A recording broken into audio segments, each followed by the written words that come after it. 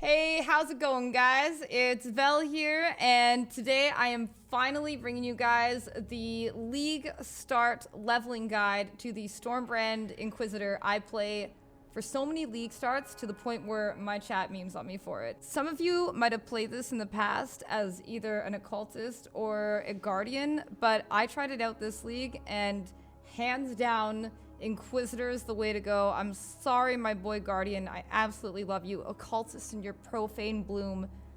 So good. But he's just... the Inquisitor is really just the way to go. So let's jump into Act 1. I'm going to start off a little different than most of my league starts, and I'm going to actually start as a ranger, just so I can grab Pierce, and then I'm going to start as the Templar. So until you get Stormbrand running, and you don't get Stormbrand until you enter Merveil's Cave, you're going to be running with Spark, Pierce, and Onslaught. This build's going to be dual wield, so you're going to want to be on the lookout for +1 lightning wands, +1 to all skills if you can get really lucky, you know, and scepters are good too, but just remember, either 2 scepters or 2 wands, can't mix and match. And what's really nice is sometimes the vendors can sell you +1 wands, so every time you level, you can always go back to town and check it if you want. Or any blue wands on the ground, you can check those too. So you're going along Act 1, you're gonna find Arcane Surge for your movement skill after killing Hailrake. And then when you enter the Submerged Passage, you're gonna be able to go back to town, pick up Onslaught, Orb of Storms, Frostblink, and Steelskin. Some of these gems aren't quest rewards for the Templar, so make sure that you keep some currency to the side so you can buy them from Nessa. Like maybe you end up getting Frostblink from the quest reward, you're probably going to have to go buy Steelskin off of Nessa instead. Now, eventually, you use Frostblink until you switch into Flame Dash, which you will get after you enter into the prison. And then you can also get Added Lightning at the same time. This Added Lightning is good for your Orb of Storms or your Stormbrand, depending on what colors you have available. Vitality and Clarity are gems that you get right after you kill Brutus, and they are such huge quality of life gems, so you want to make sure you go back to town, grab those 2 gems, but be careful with how much you level Clarity, because you want to be keep in mind that you're going to get other reservation auras in Act 2, or in this case, Heralds. So just keep that in mind of how high you level it. Also, after you kill Brutus, you will be more likely to find sapphire rings on the ground, and this is going to be huge for killing Merveil. The more cold resistance you have, you can pretty much stand there when she's doing her Ice Nova and tank all of that and just keep attacking her without having to worry about, oh no, she's Ice Novaing now. And it feels very, very comfortable. So sapphire rings are a big thing to watch out for. When you're at level 12, you're going to finally be able to put on Stormbrand, and your link should look something like Stormbrand, Added Lightning, and Onslaught. Orb of Storms should be there as well, and you can have it with Added Lightning if you can swing it. It depends on what your currency is looking like. These are pretty much all the gems you can get in Act 1, and with Spark being as smooth as it is, and the easy swap to Stormbrand, there isn't much more advice I can give you about this particular act, so let's move on to Act 2. Act 2 is pretty easy for us. Just make sure that you get Runebinder as soon as possible. It's this brand Keystone that takes away your ability to summon 1 totem, but in return, it essentially doubles your damage because you get to attach 2 brands to a target, and 2 brands is just better than 1 brand. What can I say? Eventually, your Stormbrand setup is going to look like Stormbrand, Added Lightning damage, and Concentrated Effect. You're going to gain access to Conk Effect after killing Meligaro, so be on the lookout for those 3 blues ASAP. I want to also bring out a really good support that every class gets and is so nice for leveling, and that is Calling Strike.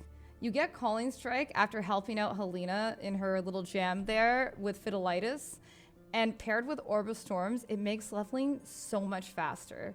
It is well worth what is it? An augment, an alt? I don't care. Pay for it. It's worth it.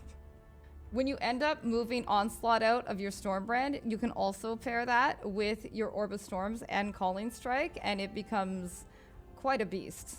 After helping Helena, you can get a Herald of Thunder, and if you're struggling at all with your mana, don't forget about your Vitality Mastery.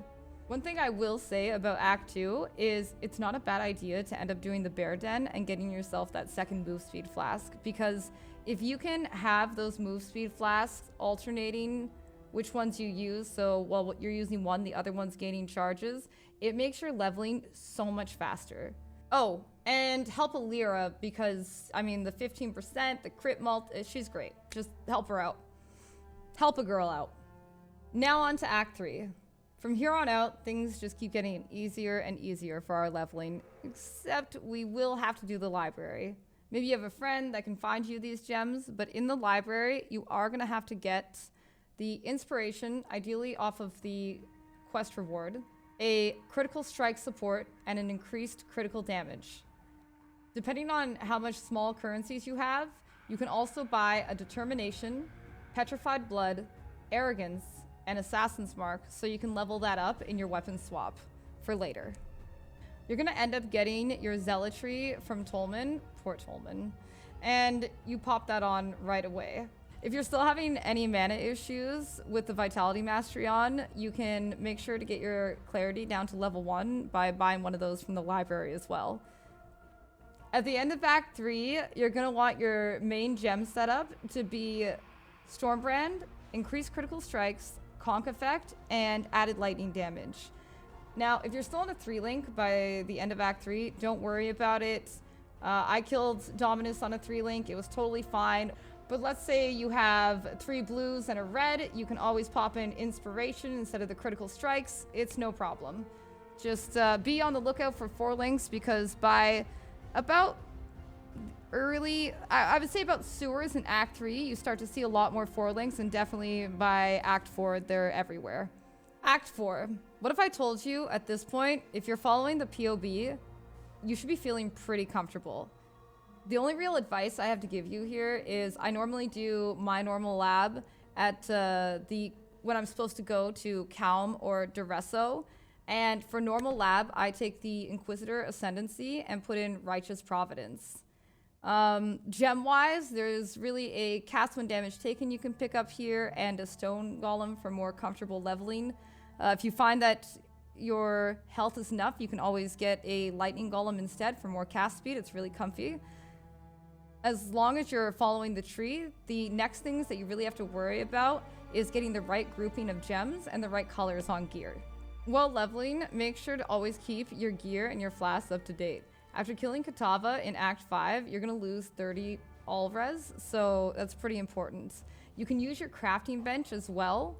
Like, there's a lot of times on your questionable leveling gear, you're going to have an open suffix to put on some res, or an open prefix to put on some life.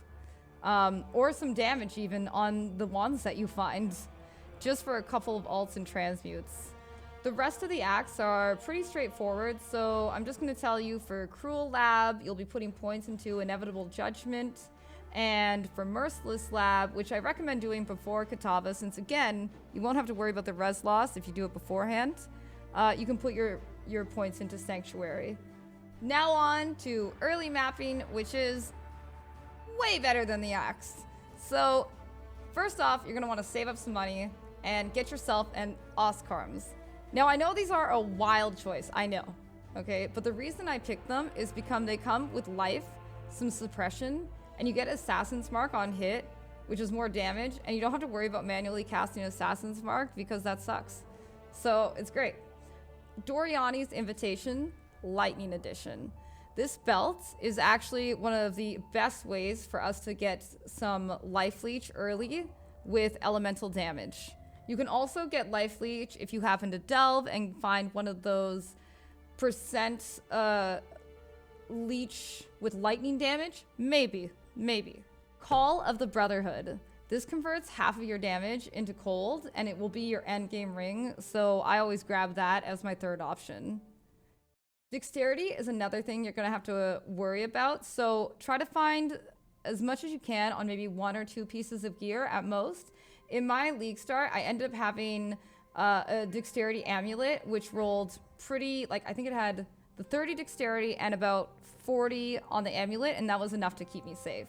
But you can definitely get it on a few pieces of gear, just keep it in mind. The rest of the gear for early mapping is life, resists. In the beginning, you can have spell suppression if you have armor and evasion pieces, but it's not a huge deal. It's all rares and pretty easy to obtain gear. The wands, you're still going to want to watch out for a +1 lightning, or you can use the vendor recipe to craft a +1 lightning if you want. The craft is you need 2 or more skill gems to equal a combo of 40 quality. And then you sell that with a wand, and it gives you a +1 to lightning spell gems. Following this gear guide, you should be able to get into early red maps with wearing gear that looks like this. Eventually, you're going to end up respeccing your tree, but that won't be until you get your 8 passive clusters, so be mindful of how many regrets you have. By the time you hit red maps, you're definitely going to want to find a replacement for your Doriani's belt with an 8 passive large cluster with Snowstorm, Thunderstruck, and Doriani's Lesson. Once you have it, you can do some respeccing into the mid-range tree. Doriani's Lesson for this is actually really important here because it is the one that gives you the life leech with elemental damage. If it's too expensive to get right away with all 3 notables, at that moment, you can always give up Thunderstruck, even though that knockback is like really comfortably. Damn. Your medium clusters are next. You're going to need 2 of those, and they are both crit clusters. They need to have at maximum 5 passives, no more than that. You're going to want both to be rolled with basics of pain and pressure points. If you can get these with extra dexterity or extra elemental resist, that's great. It's going to make your life easier for finding those requirements on other pieces of gear. Also, they're not really that hard to roll if you want to roll into it yourself. And with the changes to harvest, that crit reforge is going to be really comfortable to be able to semi-target craft what we really want. So until you get the Flesh and Flame combo, I'm going to suggest getting a 2 passive Enduring Composure just so you can get yourself some endurance charges. Next is the mid-tier gear and getting your Petrified Blood set up. Earlier, I told you to grab a Petrified Blood and just start leveling that in your secondary weapon. At around level 80 or something, it's about finally time to put that on. If you've never used Petrified Blood, it's very similar to Low Life, and it's honestly a lot easier to get up and running than your typical Shavs, Chayula, Low Life setup. All you need is a decent life pool, some mitigation, and enough regen to counter the downside. What it specifically does is half of your incoming damage is turned into a dot that is applied over 4 seconds. Using a big enough amount of regen and good life flask, that is not hard to mitigate at all. And then we take it one step further when we use the recently added Burden of Truth, which it splits the incoming damage between ES as well as life. Since we have good regen for both life and ES, plus the life leech, it's not hard for us to sustain both pools. The belt also gives this really awesome keystone called Supreme Decadence, which allows your life flask to regen your ES as well. So it is like, that belt is fantastic, and fortunately it's a very common drop. So after this, really just keep following the mid-range and endgame trees for some more gear and slight point changes, and your life should be smooth sailing. I have killed all Giga bosses with this build. It is, as I said in the intro of this, it is my league start way too much. I hope you all enjoyed this video. If you stayed till the end and enjoyed it or didn't enjoy it, let me know in the comments. Tell me what you liked. Tell me if you're interested in the build. Consider hitting that follow button. It's not called a follow. Let's redo the whole thing. It's called a subscribe.